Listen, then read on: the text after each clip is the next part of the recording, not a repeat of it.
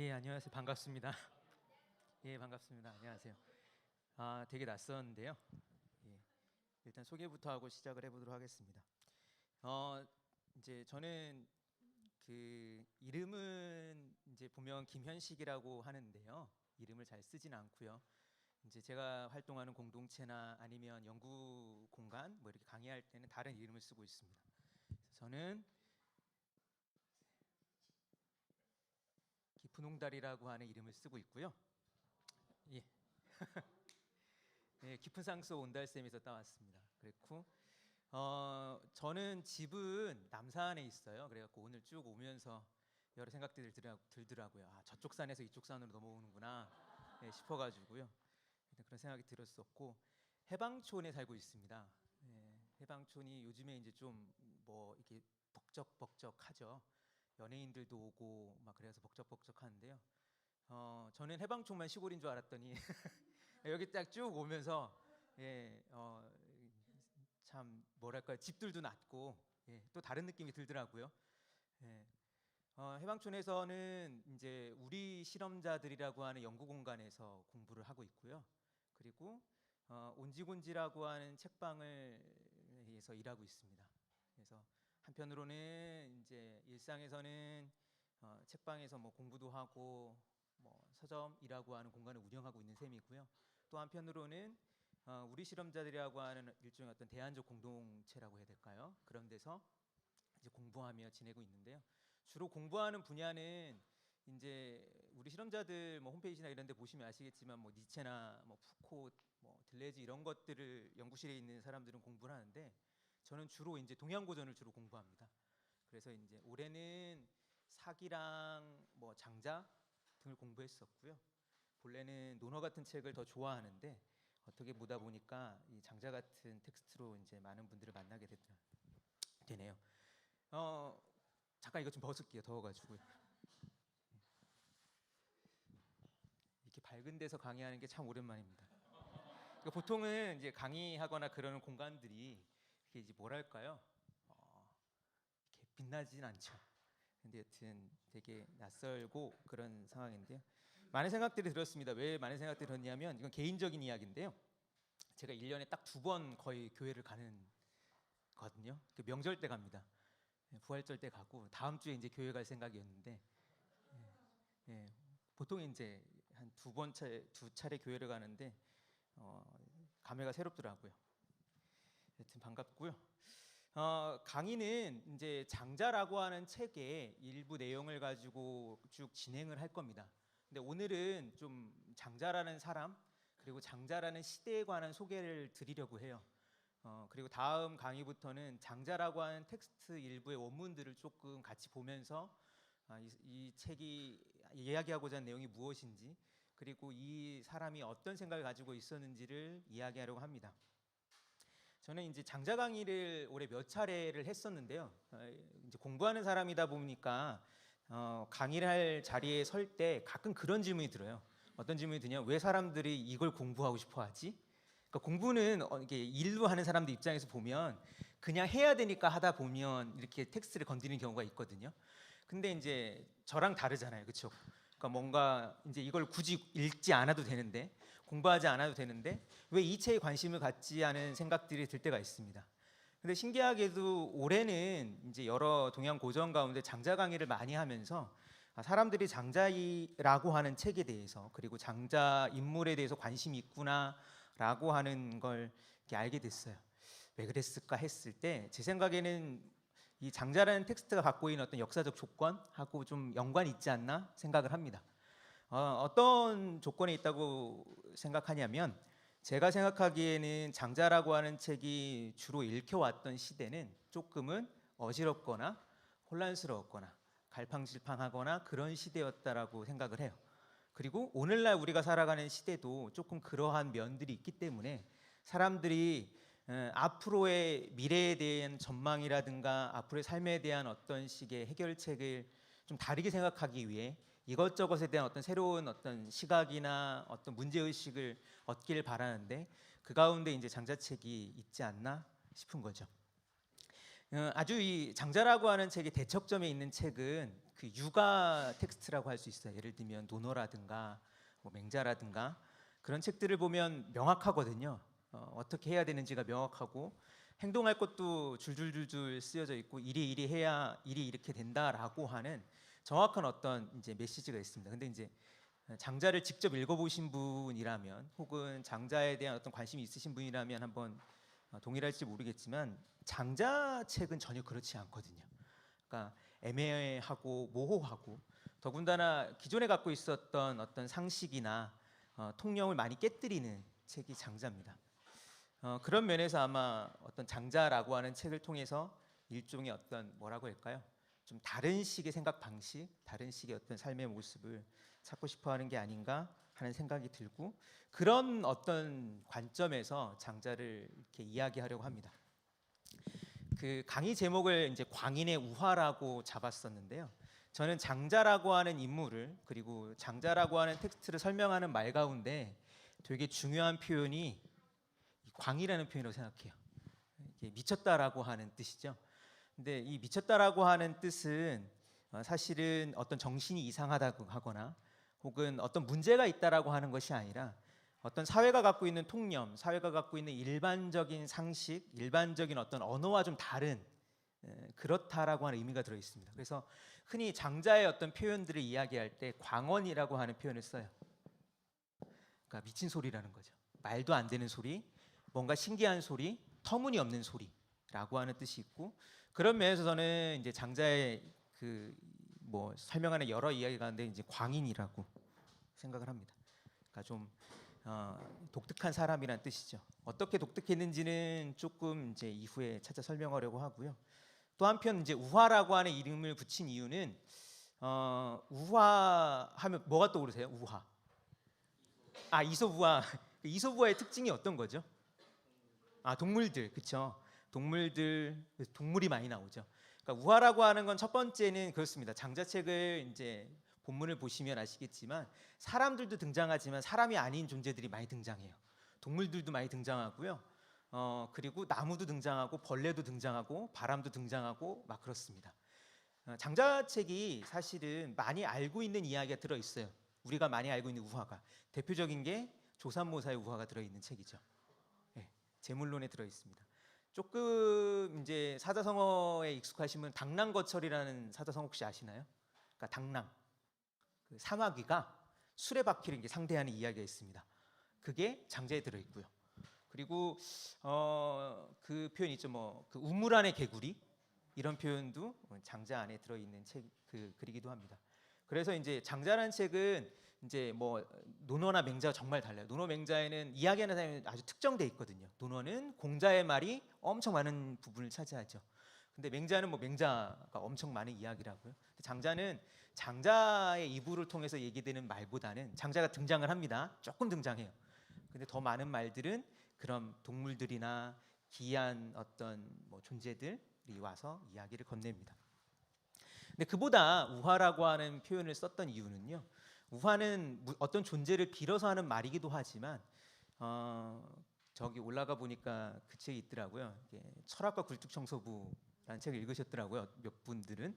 근데 이제 이진규 선생님의 이제 다른 책을 보면 그런 표현을 쓰더라고요. 우화라고 하는 건 우리가 말할 수 없는 것을 말하게 하고 생각할 수 없는 것을 생각하게 빌려내는 도구라고 하는 표현을 하는데 그런 면에서 좀 우화라는 표현을 쓰고 싶었습니다.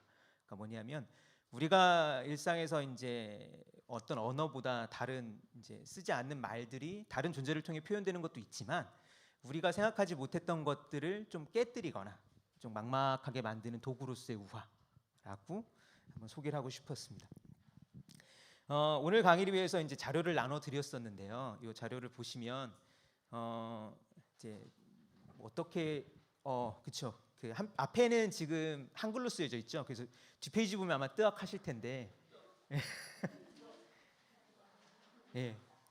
뭐 이렇게 되면 안 받을 것 같아서 첫 페이지를 바꿨습니다.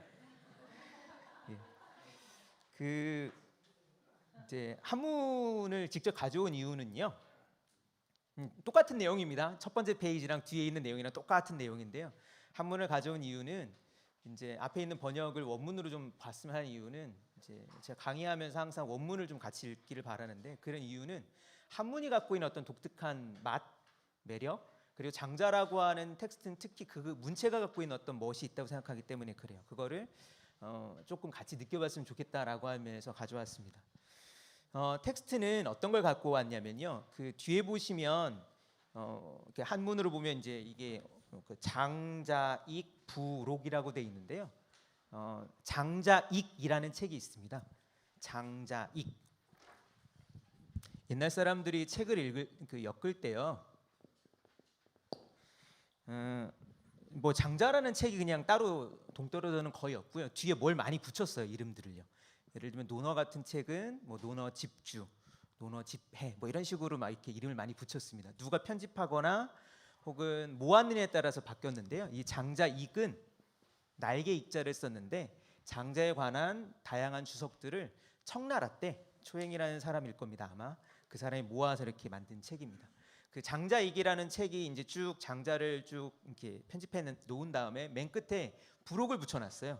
그리고 이 부록 가운데 보시면 뭐라 쓰여져 있냐면 장자열전이라고 쓰여져 있습니다. 그래서 장자열전을 가져온 이유는 뭐냐면 장자라고 하는 인물에 대해서 조금 알아야 되잖아요.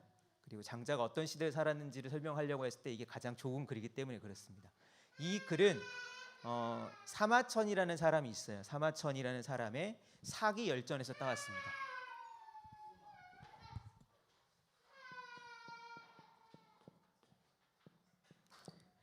사기열전 혹시 읽어보신 분 계신가요?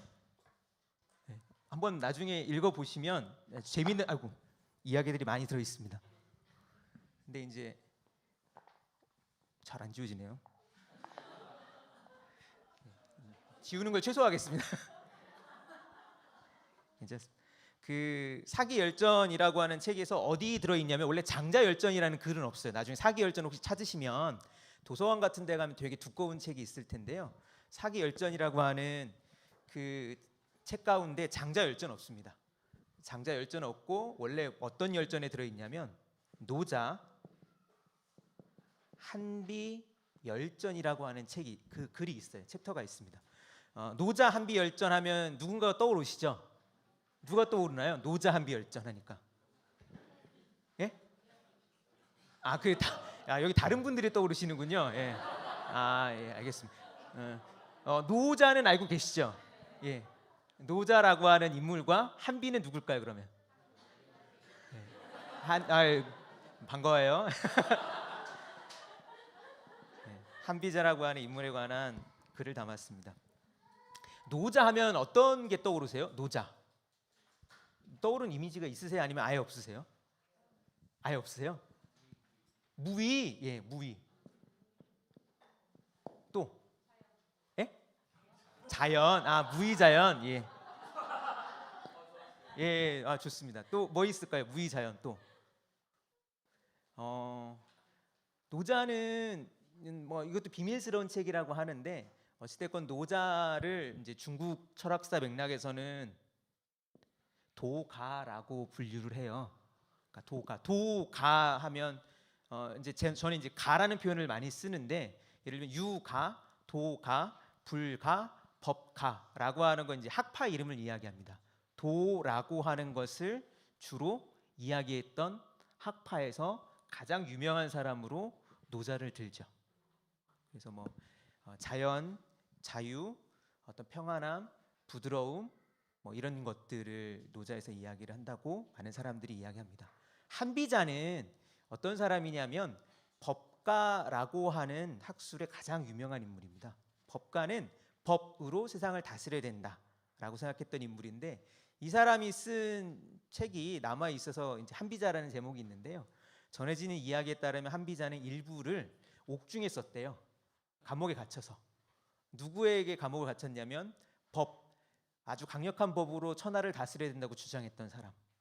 중국 역사에서 누가 있을까요? 진시황. 예. 진시황이 한비자의 지식이 너무 탐나가지고 이제 데리고 왔는데 이사라고 하는 한비자 친구가 있습니다. 그 이사가 골탕을 먹여서 한비자는 옥에 갇혀서 이 글을 썼다고 합니다. 그 글 가운데 유명한 편이 세난편이라고 있어요. 세난.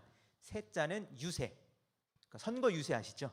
그러니까 그 당시에도 많은 사람들이 돌아다니면서 군주에게 저 좀 써주세요라고 하는 유세를 했었는데 이것이 난 어렵다라고 하는 글이 세난편이에요. 이 세난편 하면 그게 뭐가 유명한가 싶지만 세난편에서 이런 얘기를 합니다. 말을 잘하면 군주를 용에 비유했어요. 용도 타고 부릴 수 있다라고. 내가 말을 잘하면.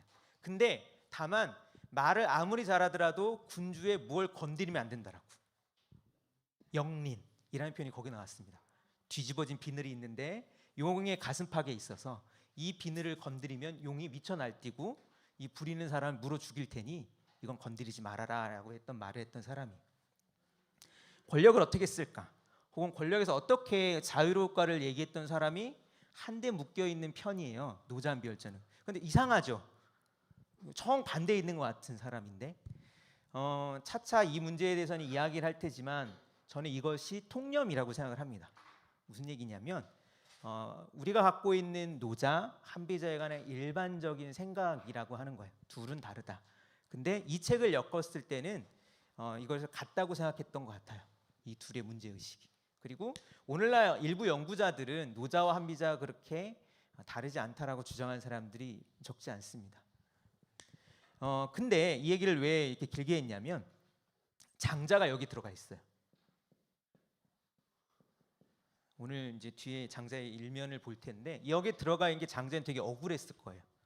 왜냐하면 장자라고 하는 사람은 권력, 체제, 국가, 이념 이런 것으로부터 끊임없이 탈주하거나 달아나거나 거리를 두거나 하려고 했던 사람이기 때문에요.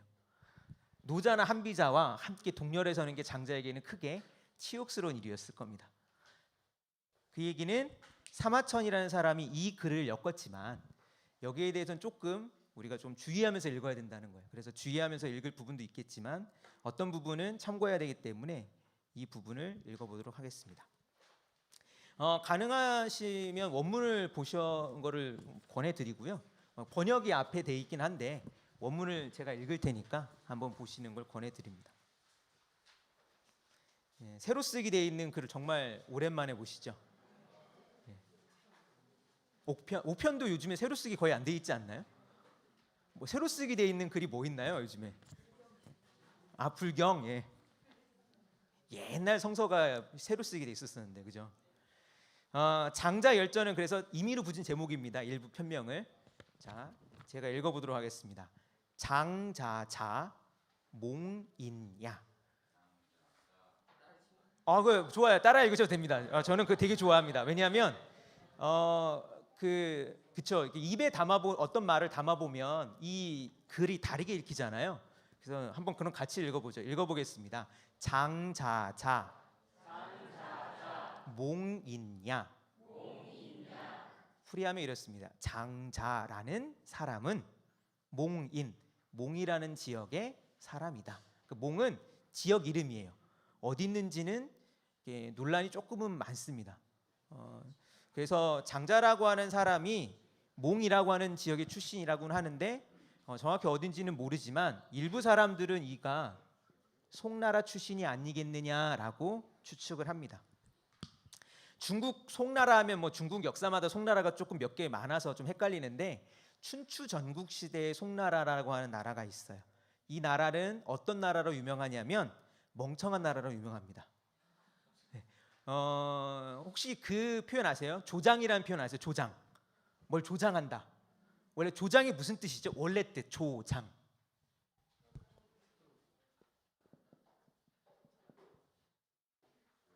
제가 가끔가다 이렇게 한자가 잘 안 써질 때가 있어요. 도울 조자에 길 장자예요.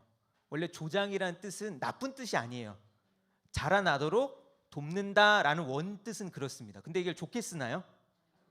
예를 들면 누군가가 제가 어떤 일을 해야 돼요. 좀 잘 되게 한다고 누군가 저를 도와주는데 그래 너는 나를 조장하는구나 라고 하면 이게 되게 좋은 뜻을 쓰는 건가요? 아주 나쁜 뜻을 쓰죠. 그렇죠? 근데 원뜻은 그렇지 않아요. 왜 이러냐면 송나라 사람이 얽힌 이야기이기 때문에 그렇습니다. 맹자라고 하는 책에 들어있는데요. 이 이야기는 맹자라는 책에 들어있습니다. 어떻게 들어있냐면 이렇게 얘기됩니다. 한 사람이 모를 심었대요.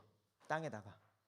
근데 모를 심으면 이제 모가 자라나는 걸 이제 기다리는 거잖아요. 왜 심었습니까? 모는 쌀을 얻기 위해서. 근데 이 사람이 모를 심어놓고 이제 가봤어요. 이만큼 자랐네. 다음 날 또 가봤어요. 다음 날 또 가봤는데 똑같아요. 그래서 이 사람이 어떻게 하냐면 조장해 줍니다. 어떻게? 모를 자라도록 쑥쑥 이렇게 키워준답시고 이걸 이렇게 한 거예요. 그럼 어떻게 되죠? 묘가 뽑히고 결국에는 죽죠. 그래서 알묘조장이라는 표현이 맹자에 나옵니다. 그래서 이 조장하지 말아라라고 하는 건 이런 고사가 있기 때문에 그래요. 송나라 사람이 그렇게 멍청했다라고 하는 데서 이야기가 나왔습니다. 제가 기억하는 게 맞으면 각주구검도 송나라 사람 이야기일 거예요. 배 타고 가다가 칼을 빠뜨렸는데 여기서 내가 배에서 칼을 빠뜨렸으니까 배 밑창에다가 여기서 빠뜨렸어 여기 표시해야지. 수주대토도 송나라 사람 이야기로 제가 알고 있습니다. 수주대토. 어떤 사람이 길을 가다가 산속 같은 거겠죠. 토끼를 딱 만났어요. 토끼가 사람 보면 어떡하나요? 도망가죠. 막 도망가다가 앞을 못 보고 미쳐 나무 등걸에 그 나무에 머리를 박아서 토끼가 죽었어요. 그 사람이 어떻게 생각하면 토끼는 이렇게 잡으면 되는구나. 이게 이제 수주대토라고 이제 계속 토끼를 이런 식으로 잡는다라고 하는 어리석은 사람 이야기. 송나라 사람. 근데 왜 송나라 사람이 이렇게 어리석은 사람의 이야기로 많이 남아 있을까요? 왜 그럴까요? 약해서? 네, 맞아요. 나라가 약했어요. 또 그 가운데 하나는 뭐냐면 망한 나라의 그 백성이었기 때문에 그래요. 중국에 하나라, 은나라라고 옛날에 나라가 있었습니다. 하은추 이렇게 떨어지죠. 중국 역사. 근데 옛날에 이제 중국 역사를 보면 나라를 망하게 하더라도 중국 고대에서는 이 나라를 완벽하게 무너뜨리는 게 아니라 한 지역을 떼줘서 그 어떤 명맥을 유지시켜줬던 거예요. 그래서 하나라가 망했을 때 떼준 나라가 어디냐면 우나라입니다. 우나라도 멍청한 나라예요. 우나라 사람의 걱정. 하늘이 무너질까? 땅이 무너질까? 이걸 뭐라고 하냐면 기우라고 하죠. 우나라 사람이 거기 나옵니다.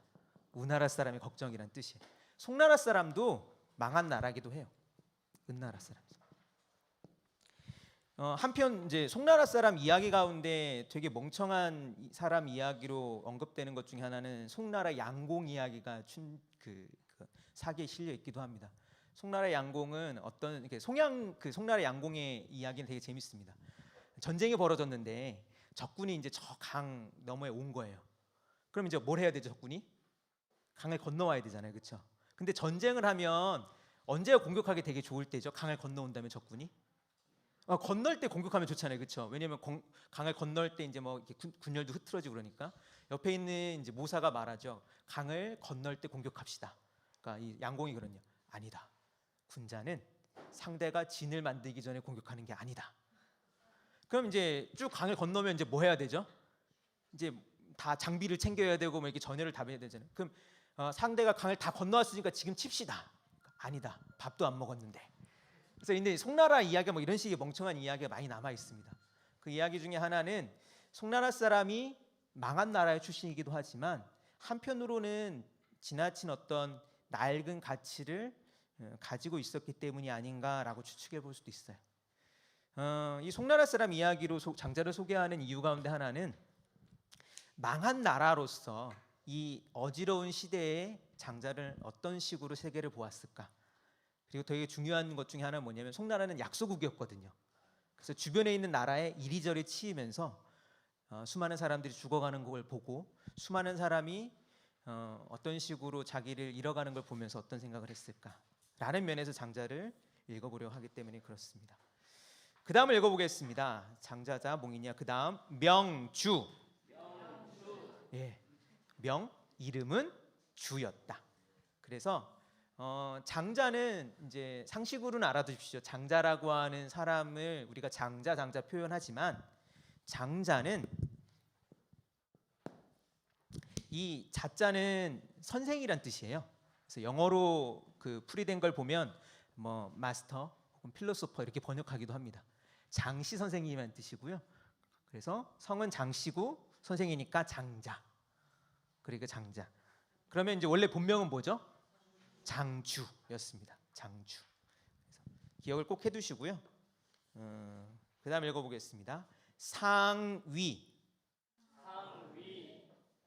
몽칠원리. 상은 뭐뭐 했었다라는 뜻입니다. 몽 지역의 칠원, 칠자는 옷 아세요? 옷, 그러니까 온나무 동산에서 일했었대요. 두 가지로 보통은 이야기를 하는데, 하나는 온나무가 이제 자라는 산을 관리하는 어떤 산지기 아니었을까?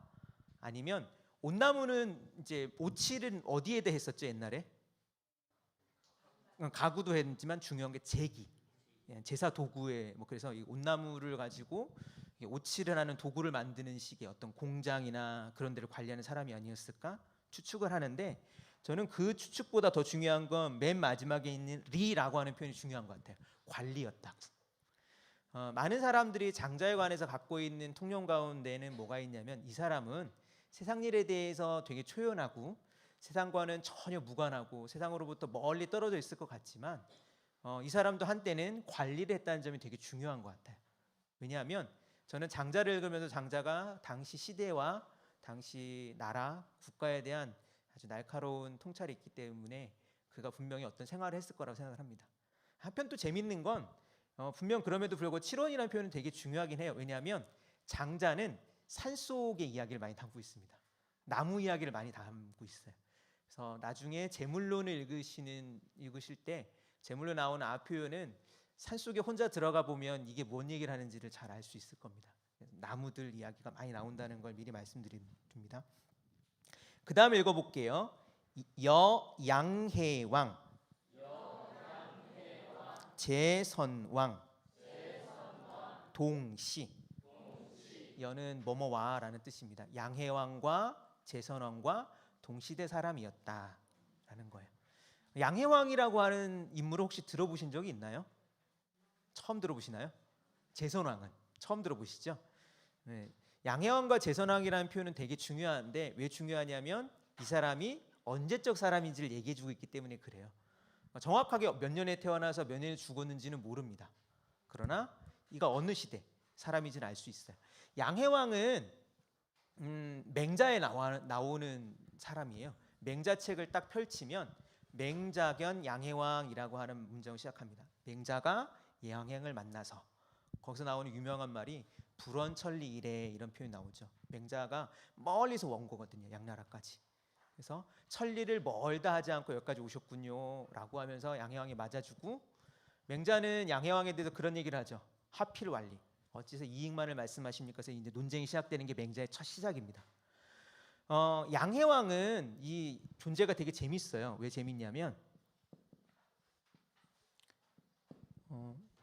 나중에 이제 이런 식으로 세 글자로 된 임금 이름들을 많이 만날 텐데요. 왕이에요. 직위는. 해는 그 임금이 받았던 시호입니다. 시호라고 혹시 들어보셨어요? 그러니까 옛날 임금은 이름을 부르지 않죠. 임금은 임금님이에요. 이름을 못 불러요. 그런데 임금이 세상을 떠나면 그 임금의 업적이나 사회적 역할이나 공에 따라서 이름을 붙여줍니다. 해자를 붙여준 거고요. 그래서 뭐 양해왕도 있고 뭐 양뭐왕 다른 사람도 있겠죠. 양은 나라 이름이에요. 그런데 재밌는 건 이 양이라고 하는 나라가 없습니다. 중국 쭉 춘추 전국 시대를 보면 어찌된 일이냐면, 양해왕에 얽힌 원래는 위나라인데 이 당시에 나라가 대단히 국력을 잃어버렸기 때문에 수도를 이동을 했어요. 대량이라고 하는 곳으로. 그래서 양해왕이라고 하는 이름으로 불린 건데, 자기 입장에서는 되게 치욕스러운 이름이기도 한 거죠. 어떤 일이 있었냐면 이런 일이 있었습니다. 위앙이라는 인물이 있었어요. 위나라에서 나온 앙이라는 이름의 사람이었기 때문에 위앙이었는데, 위앙이 되게 재능이 있었답니다. 그래가지고 이때 이제 위나라의 재상이었던 공숙좌라는 사람이 세상을 떠나면서 임금에게 그런 얘기를 해요. 임금님, 제가 세상을 떠나면 제 재상 자리를 이 젊은 위양에게 물려줘야 됩니다. 근데 양해왕이 이제 떠나면서 그런 얘기를 했대요. 공숙주가 진짜 아픈 거 맞다고. 왜? 헛소리를 지금 하고 있으니까. 정말 무슨 새파랗고 아무런 능력이 없는 것 같은 위왕에게 이 나라를 맡기려니 말이 안 된다라고. 근데 그러면서 이제 그 공숙주가 임금에게 또 했던 말이 있거든요. 임금께서 그걸 이 위왕을 쓰지 않으시려면 얘를 죽여야 됩니다. 왜? 다른 나라에 가면 이 재능으로 우리나라 위태롭게 할 수 있으니까. 근데 결국은 공숙자 말을 양해왕이 듣지도 않았기 때문에 위왕은 무사했습니다. 근데 위왕은 어떻게 했냐면 다른 나라에 자기의 뜻을 펼치기 위해서 가봤어요. 위나라 서쪽에 있었던 강대국이 있습니다. 진나라라고. 이 진나라가 나중에 그 중국을 통일하죠. 진시황의 진나라. 그런데 이 진나라에 가서 이 위왕이 공을 세워서 위 땅에 쳐들어가 가지고 위나라 영토를 많이 빼앗아요. 그리고 공으로 상 땅을 받습니다. 그래서 이 사람이 누가 되냐면 상왕이 돼요. 혹시 들어보셨어요? 상왕. 더 유명한 거는 상군, 상군서 뭐 이런 책이 있습니다. 상왕은 어떤 인물이냐면 중국 법가의 첫 토대를 닦은 사람이라고 많이 얘기를 해요. 이 사람이 뭘 했냐면 이 당시에 나라가 어떤 식으로 구성이 됐었냐면 글쎄 이제 뭐 나라라고 형태가 애매모했었던 거죠. 그랬을 때 상왕은 나라 전체를 하나의 군사 조직처럼 움직이게 만듭니다. 그래서 군공을 세우지 않으면 그 귀족들이라도 법에 따라서 뭐 내려간다든가, 혹은 공을 세우면 평민이라도 천민이라도 힘을 얻어서 높은 자리에 갈 수 있다든가, 뭐 이런 식의 제도를 만들었던 사람이 상왕이에요. 혹시 만화 좋아하시는 분 계세요? 만화 많이 보시나요? 혹시 그 일본 만화 가운데 킹덤이란 만화 보시나요? 킹덤 보시는 분 계세요? 킹덤? 아, 여기 계시는군요. 네. 네. 킹덤이 요 시대를 그린 만화입니다. 요 시대 조금 뒤에를 그린 만화죠, 그렇죠? 네.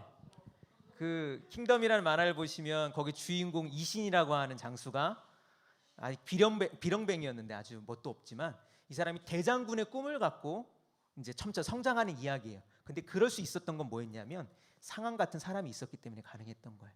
내가 능력이 출신이 부족하지만 능력만 갖고 있다면 장군이 될 수 있고, 나라에 가서 뭔가 공을 세우면, 전장에서 공을 세우면 뭔가를 할 수 있다라고 하는 희망을 품게 만들어준 사람이 상왕이었던 거죠. 진나라가 군대가 강했던 이유 가운데는 이런 이유가 있을 거라고 저는 생각을 합니다. 왜냐하면 사실 그렇잖아요. 오늘날에도 국가가 전쟁을 벌이는데 전쟁은 그냥 국가가 하는 게 아니잖아요, 그렇죠? 사람들을 갖다 쓰는 거죠. 고대 사회에서 국가가 전쟁을 벌일 때 사람들을 갖다 쓸 때 어떻게 갖다 썼을까 궁금하지 않으셨어요? 왜냐하면 오늘날처럼 나라를 지킨다라고 하는 강력한 정신이라든가, 혹은 나라를 지켰을 때 혹은 뭐 오는 무엇에 대한 어떤 관념이 없었을 텐데, 사실은 쉽게 말하면 고대 사회 전쟁은 끌려가는 거였습니다. 다 그냥. 근데 상황은 끌려가는 전쟁으로 만든 게 아니죠. 어떤 기회의 전장으로 만들어준 거예요. 전장을. 춘추전국 시대의 법가의 어떤 토대를 대표하는 인물입니다. 한편 위나라로부터 공격을 받는데 진나라로부터 위나라가 공격을 받는데, 한편 이 위나라 동쪽에는 어떤 나라가 있었냐면 제나라라고 한 나라가 있었어요. 그 중국 영화 보시면 요즘에 중국에서 고대 중국 역사를 많이 건드리는 거 아세요, 혹시요? 그러니까 춘추 전국 시대를 많이 건드려요, 영화에서. 그래서 춘추 전국이라는 제목의 영화가 있습니다. 제가 기억하고 이게 맞으면 김희선이 나온다고 합니다. 한번 보시면 재밌을 텐데, 왜 이 말씀을 드리냐면 위나라 출신의 한 명이 또 있습니다. 위나라 출신의 손씨 인물이 있었어요. 손씨로 유명한 사람 누가 있을까요? 손씨로 중국 역사에서. 손오공은 역사 인물이 아니에요. 예. 예. 물론 손오공 이야기 정말 재밌습니다. 예. 제가 저희 집에 꼬맹이가 있는데 서유기를 읽어주는데 정말 재밌어요. 손오공은 실존 인물은 아니죠. 예. 손씨 유명한 인물 누가 있을까요? 손권. 예. 손권은 조금 후대. 손자 하면 뭐가 생각나죠? 예, 여기는 가능해요. 손자병법. 그 원래 손자병법이 지금 전해지는 책이 누구가 저자인지는 저는 좀 관심이 없어서 잘 모르는데 아마 손무라고 하는 사람의 책으로 전해지는데요. 이 사람도 손씨였어요. 위나라 출신의 손씨가 있었습니다. 근데 워낙 재능이 훌륭하니까 시기하는 사람이 있습니다. 친구가 어떻게 했냐면, 방연이라는 친구가 어떻게 했냐면 얘를 골탕 먹이겠다고 해가지고, 옛날에는 형벌을 받으면 어떤 형벌이 있었냐면 묵형이라고 있었습니다. 묵형은 얼굴에 죄명을 써놓거나 혹은 죄인이라고 박아놓는 거예요. 일종의 뭐라고 해야 되죠? 문신을 새겨놓는 거죠. 묵형을 새기고 더 해놔서 어떻게 했냐면 기록에 따르면 무릎뼈를 빼버렸다는 것 같습니다. 그럼 사람이 어떻게 되죠? 무릎뼈를 빼버리면 걸을 수가 없죠. 절름발이가 되죠. 이 사람의 이름이 후대에 전해지는 이름이 그래서 뭐냐면 손빈입니다. 빈자는 무릎뼈가 빠졌다는 빈자예요. 손빈. 무릎뼈가 빠졌으니 이 사람이 아무리 재능이 있은들 일을 할 수가 없죠. 이 사람이 그래도 기회의 땅을 쳐서 이 사람도 다른 나라로 도망갑니다. 제 나라로 가서 제 나라에서 어찌됐건 공을 세워서 나중에 위나라에 쳐들어와요. 그리고 방연을 죽이는 이야기가 사기에 실려 있습니다. 그리고 그 얘기를 갖고 아까 말씀드렸던 춘추전국이라는 영화가 만들어진 거예요. 그래서 한번 보시면 되게 재밌습니다.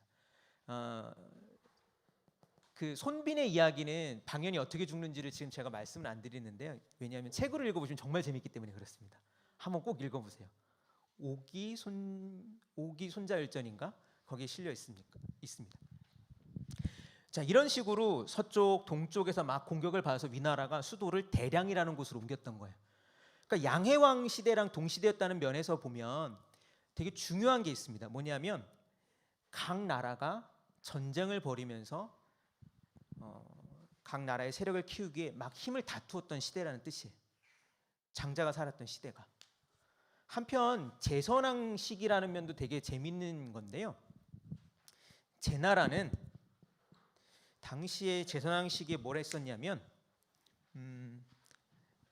아마 거기도 산 밑이었다는 것 같습니다. 직하라고 하는 곳이 있었대요. 직하라고 하는 것에 학궁, 연구소를 만듭니다. 그래서 여러 사람들을 모아서 막 아이디어도 짜고 공부도 하고 다양한 그 이론들을 막 주고받았대요. 이 당시에 태어난 이론 중에 하나가 뭐냐면 추연이라는 사람이 세계는 5가지 원리로 돌아간다라고 만들었던 이론이 있습니다. 5가지 뭐냐면 화, 수, 목, 금, 토. 5행. 5가지의 힘을 가지고 세계는 움직이고 세계가 돌아간다라고 하는 걸 이 당시에 이제 막 아이디어를 짜고 만들었던 거죠. 이 말씀을 드리는 이유는 장자는 한편으로는 전란의 시기를 살았지만 다양한 이론들과 다양한 생각들이 막 솟구치는 시대에 살았던 거예요. 춘추전국 시대는 한편으로는 각 나라가 권력을 가지고 누가 패자가 될 것인가를 막 다투는 일종의 뭐라고 해야 되는 거죠? 승자를 한 명 가리기 위한 아주 전란에 피 튀기는 시대였다면, 다른 한편으로 보면 다양한 아이디어나 다양한 사회들이 막 샘솟았던 아주 재미있는 시대이기도 합니다. 그래서 이 시기를 춘추전국이라고 하는 표현도 있지만 제자백가라고 하는 표현도 있죠. 제자백가. 제자백가는 여러 자들,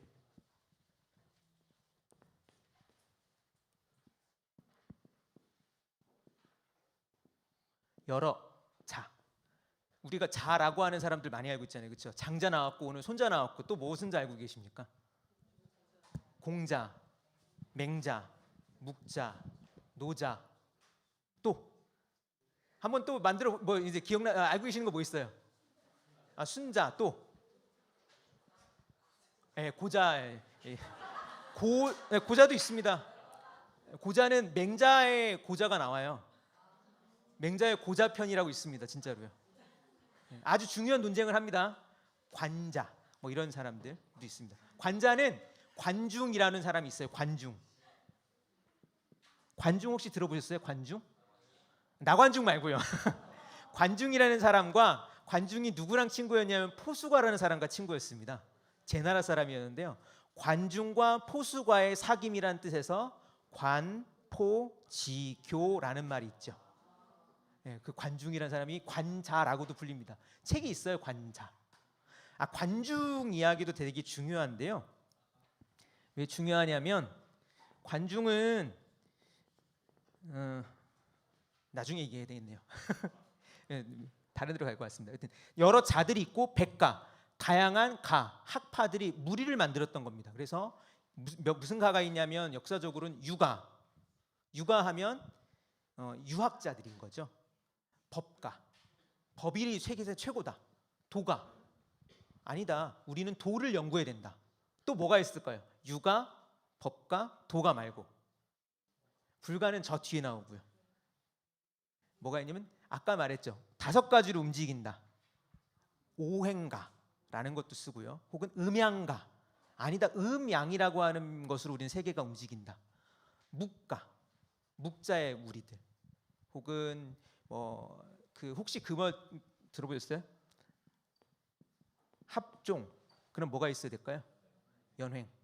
그래서 합종 연행가라는 것도 있어요. 일종의 로비스트입니다. 그 당시에 있었던 다양한 가들이 출현했던 시기에 장자가 살았어요. 이런 시대 속에서 장자가 아주 독특한 지위를 차지하고 있습니다.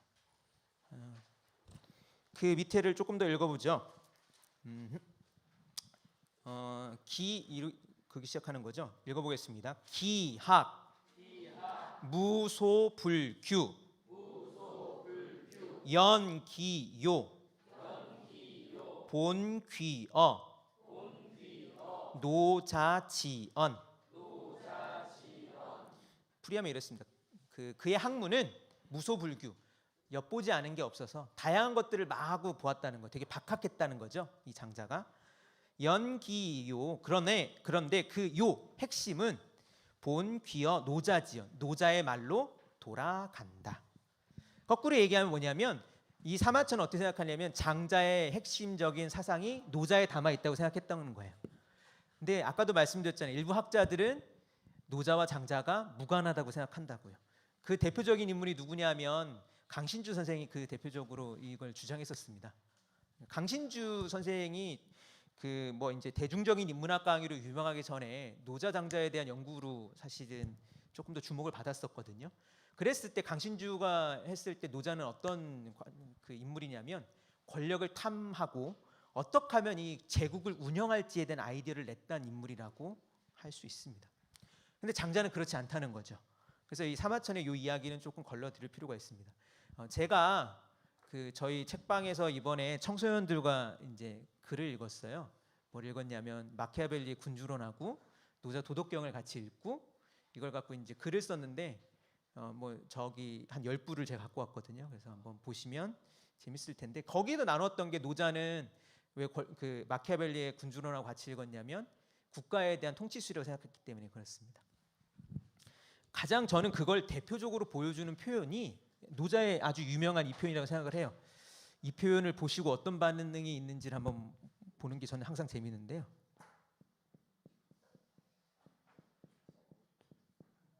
예, 맞습니다. 읽으면 뭐가 되죠? 천장지구. 뭐가 떠오르세요? 천장지구.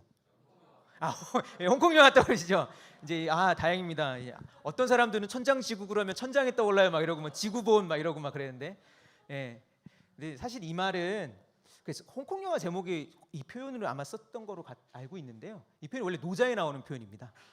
무슨 뜻이냐면 하늘이 장, 오래되었고 땅도 오래되었다고. 거꾸로 말하면 이건 장과 구는 다르시로 말하면 영원하다고 표현하겠죠. 하늘이 영원하듯이 땅이 영원하듯이 라고 하는 표현인데 왜 이 표현이 중요하냐면 노자는 영원한 걸 추구하거든요. 물론 그것은 개인적인 영원함도 있지만 어떤 영원함도 추구할 수 있을까요? 권력. 저는 그런 식의 생각을 합니다. 근데 이 말은 그래도 조금은 걸러들어야 되고 생각을 해요. 장자는 이 천장지구랑 비교하면 장자는 나중에 그 말씀을 들을 텐데 생명에 대해서 좀 다른 생각을 갖고 있습니다. 후대의 도교. 아까 손오공 얘기 나왔으니까 그 얘기를 해보죠. 손오공이 누구한테 지죠? 손오공이 막 되게 셌잖아요. 손오공 별명이 제천대성입니다. 제천대성. 하늘에 있는 아주 막강한 힘을 갖고 있는 존재라는 뜻이에요. 제천대성.